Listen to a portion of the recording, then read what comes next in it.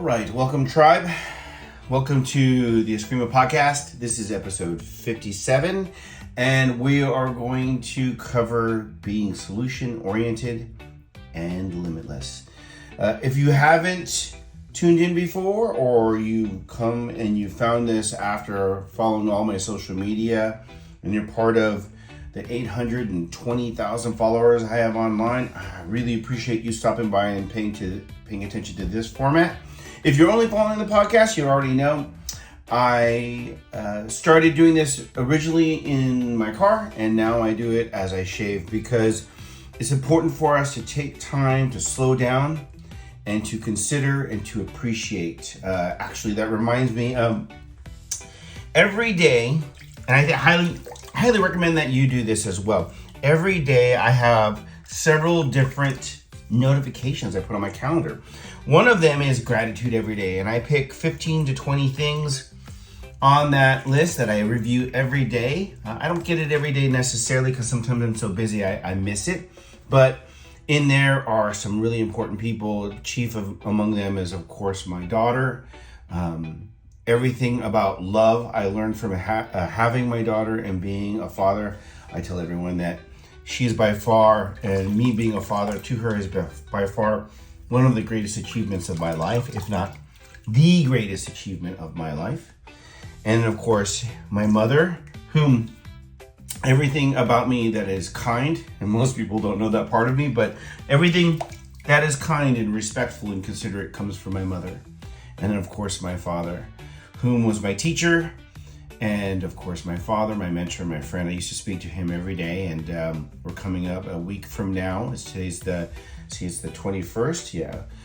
He passed away on the 27th of September in 2000, and it's been 25 years. We're going to have a memorial workout, and it's only been in the last maybe 2 or 3 years I've been able to just say that without my voice cracking or anything like that, but grateful for everything that he gave me. But first, we're going to talk about the vibe.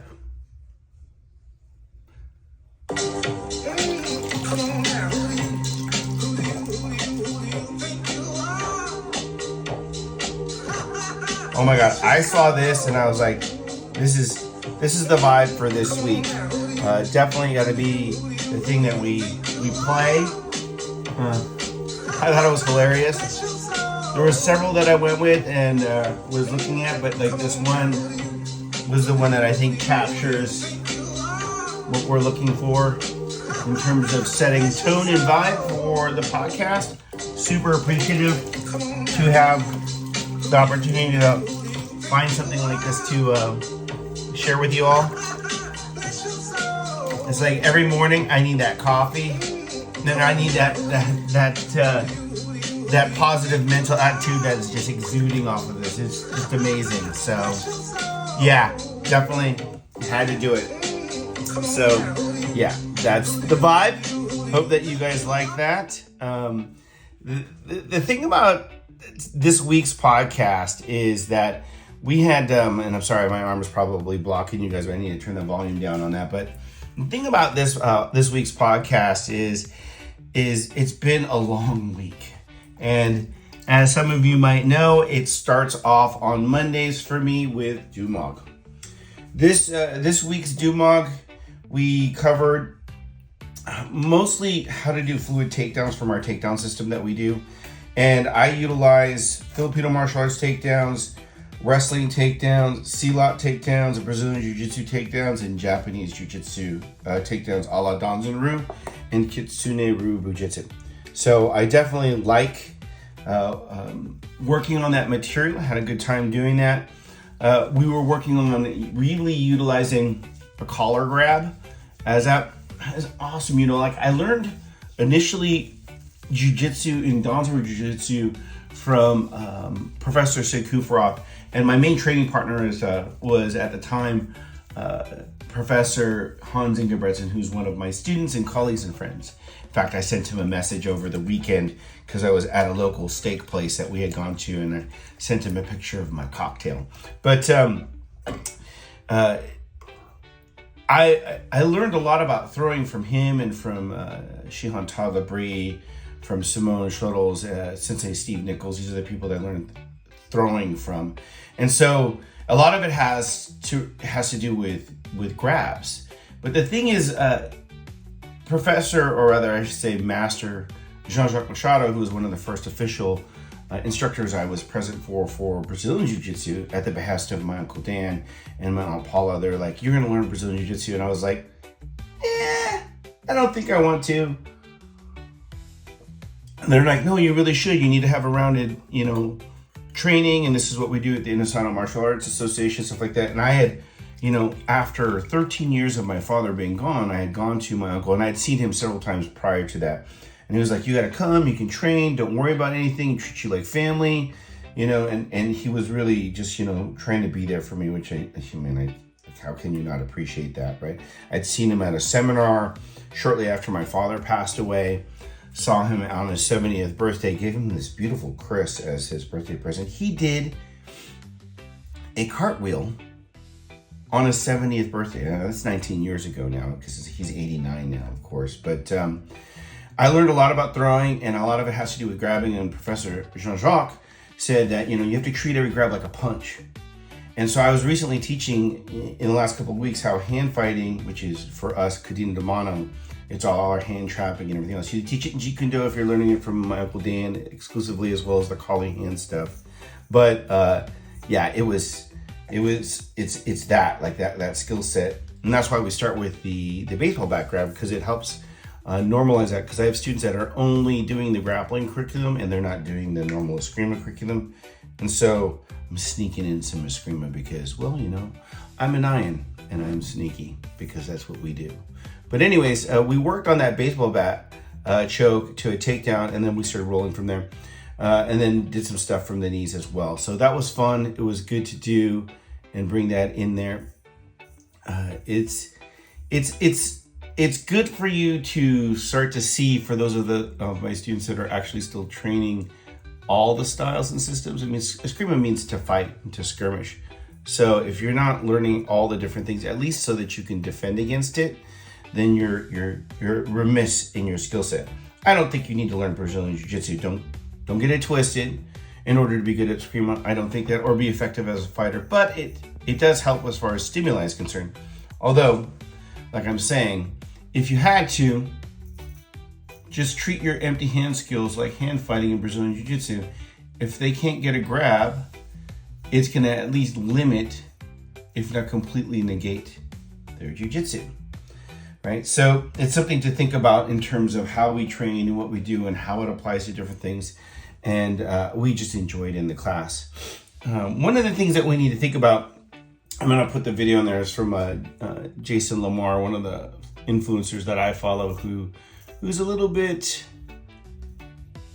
coarse, I guess, is the best way to put it. But he talks about this idea that, no one owes you anything, and that you need to find opportunities and work for yourself, which is like, as far as Filipino martial arts is concerned, right? There are no limits to Filipino martial arts. Every kind of fighting is viable within the auspices of Filipino martial arts, right? And that, you just have to work for it. And that's kind of what he's talking about in this video. He's like, you find a ladder, you get to a problem, be solution oriented, right? And for me, that goes along with also, giving more. Don't be just a taker, right? That's, at least, especially for those of you guys that are in my instructor training programs, especially the remote program that I'm doing with Cadre Guru Matt Demers out of Kentucky, right? It's finding solutions, taking initiative for yourself, and growing as an individual through all of that. That's really important for you to do. No one owes you nothing, right? And it reminds me of this time where this one guy, his name was Harold, came from France. He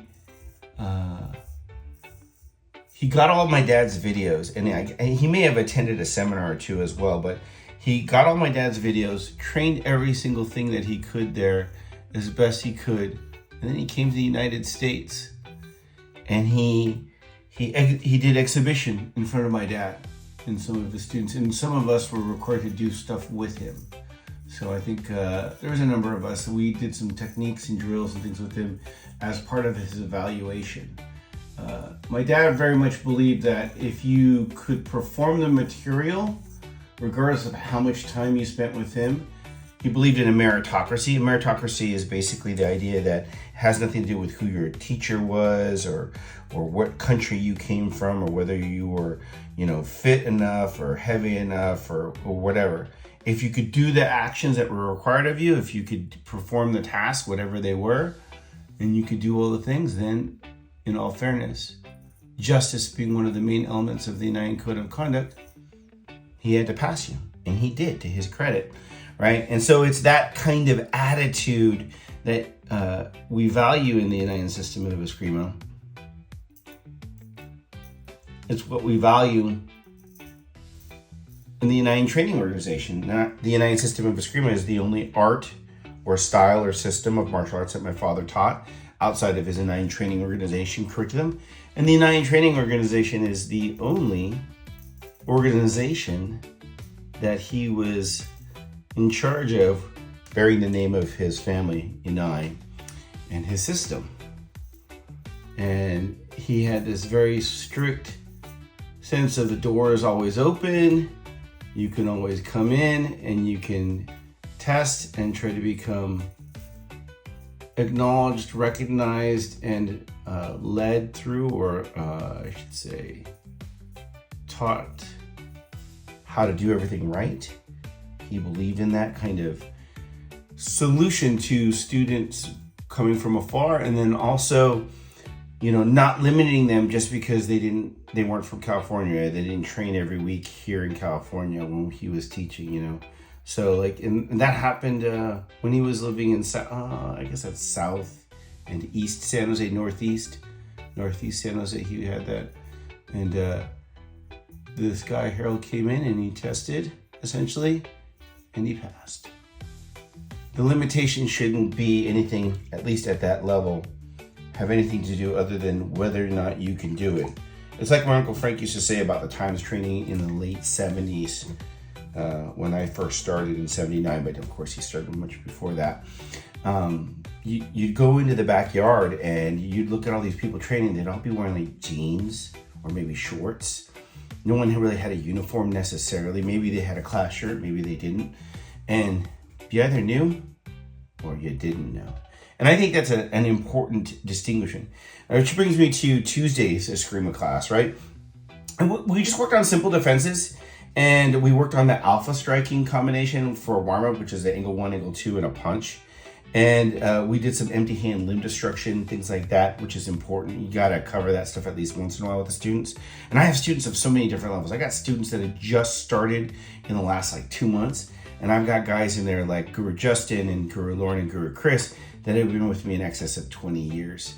And so we're doing all this stuff. And Guru Justin actually started and had met my father. He started in 99. And was my student, has been my student this whole time. I've taught to a lesser degree. I've taught his sons as well, and he's hoping that at least one of them might come and train at some point. But they've been present in class as little toddlers. Now they're grown teenagers. One of them's going to college. It's crazy seeing the people grow up and the lineages and the families that are apart either directly or on the edge. Being a part of Inayan, it's been an amazing thing. Which brings me to something else. One of the subjects I want to talk about, I'll put the video in there, but it's about executive function and critical thinking. I actually covered this in today's Sunday, the 21st of September, and I should say the 21st of September, 2025, and had a filming session with Patrick and James. We're working on this thing called the deeper learning of FMA kind of video series for the YouTube channels, and well, I'll get to it at the end. But anyways, we talked about executive function or critical thinking under duress. Now, I like my father's thing. He believed that Filipino martial arts was the study of the human condition, to which I add under duress, which is essentially the definition of hoplology, or the study of warriorship, And that's the study of the human condition and human behavior in combat, which I say is under duress. I mean, like, the thing is that none of you, in all likelihood, will necessarily be, or at least not guaranteed to be, in any real fights. And by real fights, I don't mean a judge and a referee and you wade in and you get someone that's going to raise your hand or not raise your hand at the end of the fight. Although that's fighting, that's not necessarily what I would call a real fight. You got to prepare for that. And you had someone in the ring and outside of the ring making sure that you were relatively safe. It's dangerous, and the people who do it for a living, and I've known lots of pro fighters over the years, they're tough people. I'm not saying that I can beat them or anything else. It's not really talking about that. What I'm talking about is the nature of a fight when someone's trying to kill you. Man, it feels different. It really does. Like, I hope that you never experience it. And I'm not saying I'm like some tough guy that's done a ton of it, but I've had people try to kill me when I was a bounty hunter. And I've had people as a bouncer that definitely were trying to put me in the hospital. So that, my friends, my tribe, is a very different feeling, right? And executive function, or the ability to critically think, is really important in that situation, because it may be that the person you're engaged with is not aware of what's going on for whatever reason. You know, I've taught and have worked with people that are orderlies or they work in psychiatric wards, and their patients are trying to hurt them, actively trying to hurt them in some cases. Not always, but in some cases. And they can't just haul off and do whatever. They need some critical function, some executive thinking there. And that's an important aspect of any really complete martial system, is the ability to impart critical thinking or executive function. And so the video actually talks about how our kind of training, our kind of martial arts, in this case we're talking about Brazilian Jiu-Jitsu and Muay Thai, but any art that's a fighting art.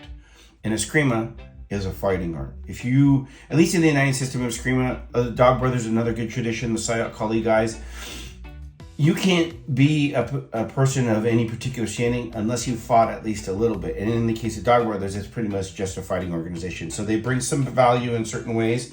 And they also, Mark Denny has mentioned on several posts that it is limited in certain cases. It's not the end all be all. You know, I when I was a bounty hunter, and I was, the second place I learned was under Professor Greg Lara.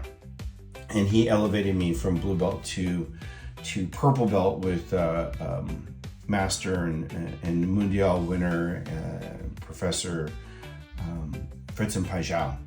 In any event, I used to show up after my shift doing investigations, and his son would be there sometimes, Isaac. And that guy, if you see him on, which I imagine you wouldn't, but if you'd see he's been wrestling and everything, he went from, like, when I met him, like maybe 12 years old or something like that, to he's like 18 now or older, just getting out of high school, and the guy is a beast. But anyways, he used to call me John Wick, because I'd come into class and I'd be like, all right, get in class, Jason, and I'd be like, all right, just 1 second, and I'd do my pocket dump, and there's like handcuffs and flashlight and cuff key, and obviously I'd have my pistol with me, so I'd have to lock that up before I could get on the mat and everything. But you know, when you're training in those particular arts and you're really fighting, and especially if you're using it like I did in real life against motivated opponents, you definitely need that executive function. And the training that you get from real fighting arts is that executive function. You get the ability to remain calm, you learn how to deal with stress, and you learn how to make critical decisions, right? Important decisions while you're in that fight. And that's really an important skill set. In fact, my student, Chris, who's a guru now, a Lahong guru, I think he's been with me like 23 years or something like that. He started a few years after Justin did. But he says that he had this job interview, and he was like, yeah, I was doing the job interview, and it was like, realized that it was a lot less stressful because it wasn't you, he's talking to me, trying to hit me and stab me and stuff. And so it was really easy to deal with the interview and the nerves or the stress of doing the interview because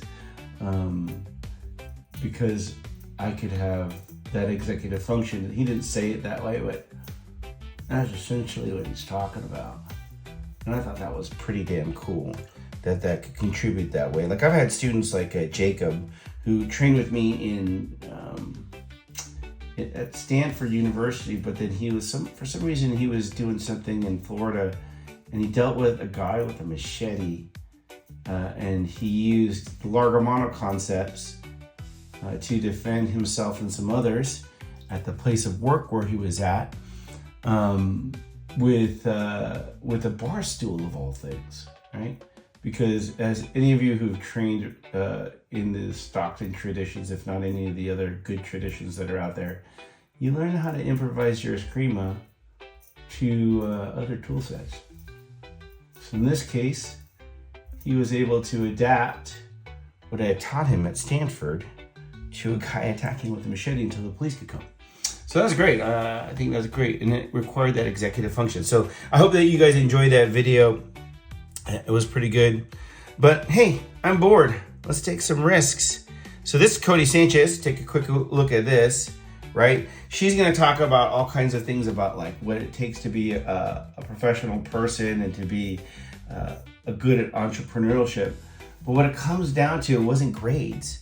It wasn't, whatever success metrics your typical school or administration or society would give you.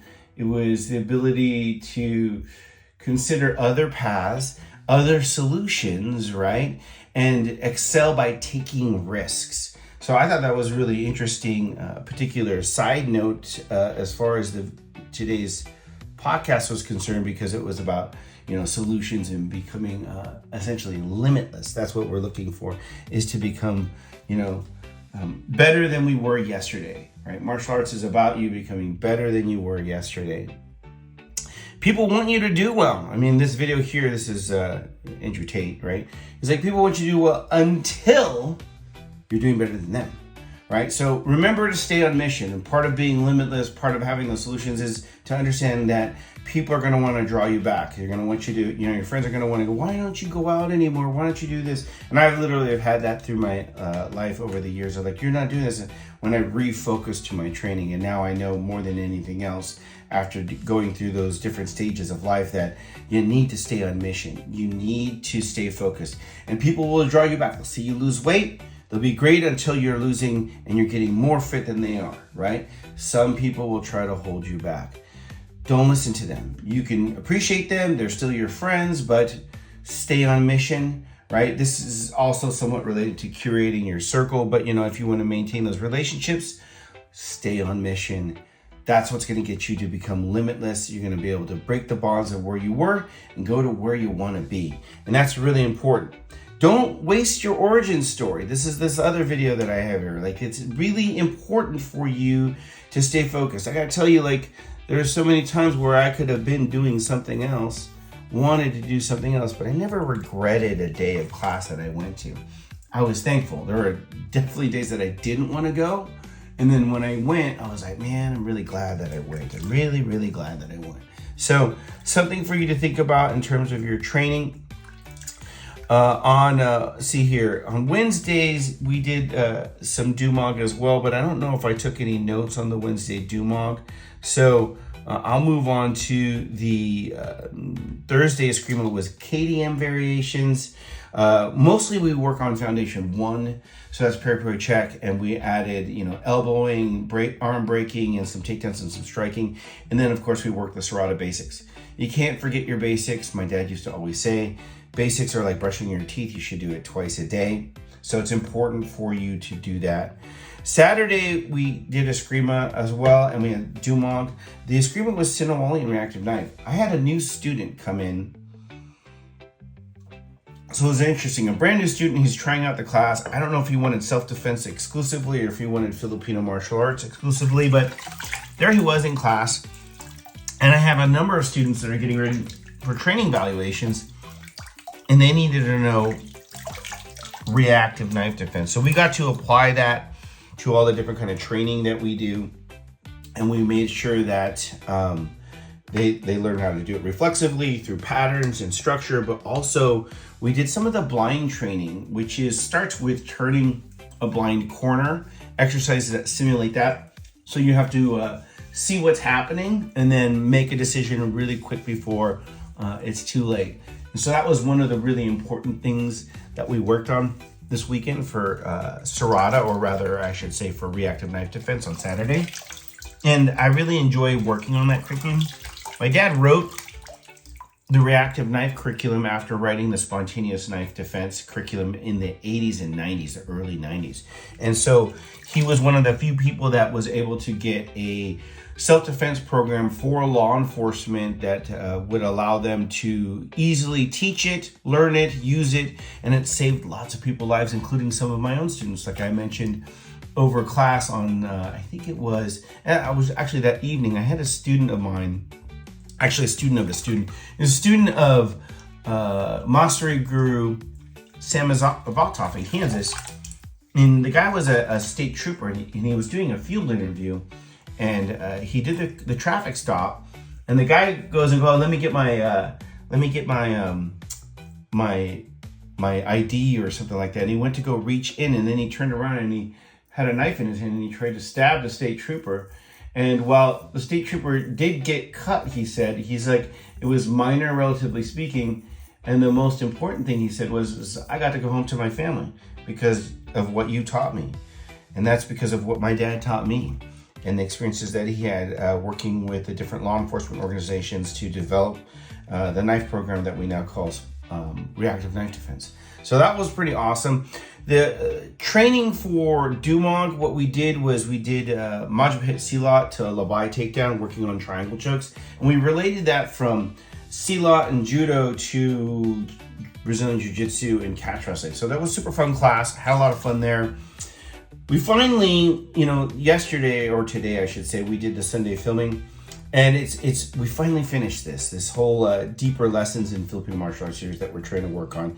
And we focused tonight on translating Serrada basics from stick to palm stick and empty hand. And it was super fun. I can't wait to get this video edited and have it out to you guys. Again, if you haven't heard, I'm working on a book, so that's getting closer and closer to, I'm going to have a few of you I'm going to reach out there to do some initial reading as like beta testers, if you will, to see that. I'm going to leave you with this last video real quick, and it's pretty good. It's pretty interesting. It's a story about a guy that came to the fight with a sword against a gun, and he won. It's actually what happened was it was a burglar came in with a gun. The guy had a katana, which they say samurai sword, which is like ridiculous. But anyways, they came in and tried to do this burglary thing, and he was able to defend himself. And he won with a sword. Sword versus gun. It almost never happens. The reality is that I just released this video recently about that, and it was something that it was a machete defense. People are like, oh, that'll never work, and all these other things. And I'm like, well, it could work. It just depends on how you approach it and what you do. There was a couple of videos that we released today. One of them was, a name by any rose. I did this takedown. I'm with Alan. We do it. And everybody's in there going like, that's named this style, and that's named that style, and this other thing, and then this is this technique, and then you could find this in Tai Chi and Aikido and da-da-da, and they were very complimentary. But I want you guys to understand something. If you get a chance to see all these videos and you're training, whatever art that you're training, even if you're not training in my family system, the Inayan system of Eskrima, good art will be found in all cultures. Good methods, good techniques, good fighting is going to be found in Chinese martial arts, Korean martial arts, Japanese martial arts, Filipino martial arts, Indonesian, Korean, wherever it is, it's going to come from there. You'll even see it. Like I've seen techniques that are in German Ringen that you see in Sumo, which then you also see in Aikido, which you also see in Shuijiao, and you also see in Cadena de Mano and Dumog, or Filipino martial arts in grappling. So it's all there, right? as my father said, and some of his students, I just never understood. They would argue, we need to learn this and that, and we do other things. And no, I've done those things because my uncle Danny wanted me to be more rounded or whatever. And my dad passed in 2013 and went back. And I just wanted a teacher so that I'd have someone to look up to keep me humble, to keep me learning, right? It's all in all the arts. Like, it's not just in one separate art, right? You have to keep that open mind. You have to keep that beginner's mind, because it's a big part of your growth and what's going to make you successful as a martial artist. That's going to give you, instead of being limited by preconceived notions, right? It's the art of fighting without fighting. The art of, art, no system with system. The JKD kind of sentiment there is there. And I'm sorry that it's coming out right now, but it's true, right? But we didn't need all those structures. You just train. If you just train, you go from the limit of not knowing to the limitless of knowing that you don't know enough and that there's so much more to learn, right? One of the last videos I want to share with you, the guy goes, somebody commented, "It's so fast, you make it easy to learn." I'm glad. For those of you guys who are commenting, for those of you guys who are defending me online, thank you so much. I really appreciate that. But those of you who are getting true value out of it, and it's actually easy for you to learn because you're applying yourself. Remember, Harold from France, he learned mostly from VHS, not DVDs, VHS, and he came and he tested. All he did was he put the time in. There's nothing that escapes doing the work. You cannot escape doing the work. You cannot escape the law of causality. So keep that in mind. Be solution oriented. Find a way. Where there's a will, there's a way. And make sure that you keep training. Make sure you're on the free community. I hope that you did that. Thank you for watching the video, and stay sharp and be dangerous.